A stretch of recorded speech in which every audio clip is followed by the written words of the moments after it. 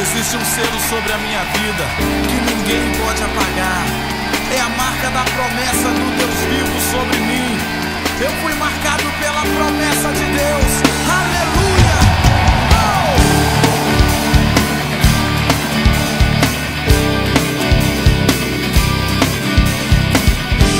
Se você também é marcado, então você vai declarar com toda a sua força isso.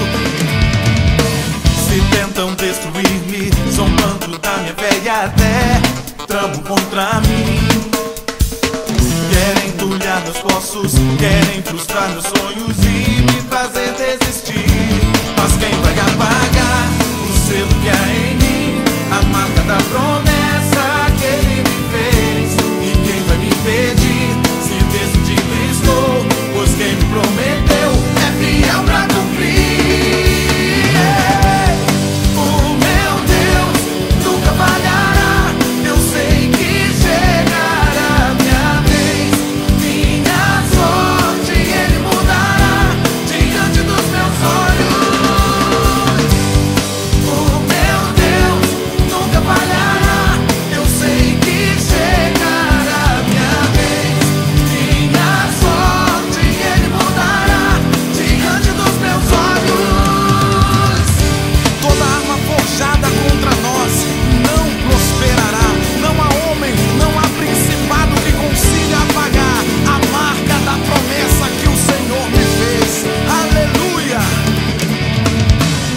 Tentam destruir-me, zombando da minha fé e até tramam contra mim.